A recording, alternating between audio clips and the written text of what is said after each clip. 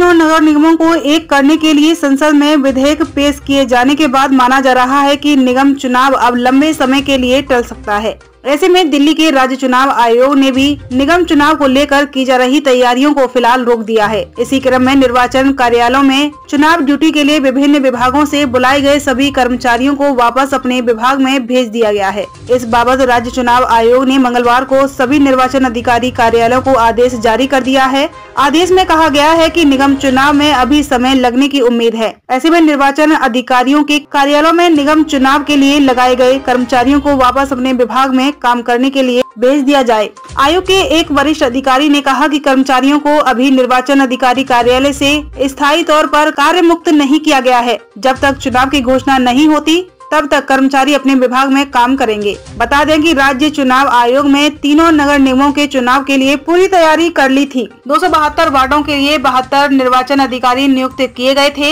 इन निर्वाचन अधिकारी कार्यालयों में चुनाव से संबंधित कार्य के लिए विभिन्न विभागों से करीब 2500 कर्मचारी बुलाए गए थे। 9 मार्च को चुनाव की घोषणा होने वाली थी। उसी दिन उप राज्यपाल के माध्यम से केंद्र सरकार का संदेश मिलने पर चुनाव की घोषणा टाल दी गई। तब आयोग ने कहा था कि वर्तमान तीनों नगर निगमों का कार्यकाल 18 मई तक है, इसीलिए उससे पहले चुनाव होना जरूरी है। इसके लिए 18 अप्रैल तक चुनाव की तारीखों की घोषणा होना जरूरी है। लेकिन निगमों के एक होने की प्रक्रिया शुरू होने के बाद अब चुनाव लंबे समय तक टलने की आशंका जताई जाने लगी है। अगर अभी तक आप लोगों ने हमारे चैनल को सब्सक्राइब नहीं किया है तो सबसे पहले इसे सब्सक्राइब कर ले, साथ में रेड कलर के बेल आइकन को दबाएं, जिससे कि रोजाना देश विदेश की खबरें आप तक पहले पहुंच सके। साथ में आप अपने सुझाव को हमारे कमेंट बॉक्स में भी लिख सकते हैं और इसे ज्यादा से ज्यादा शेयर करें।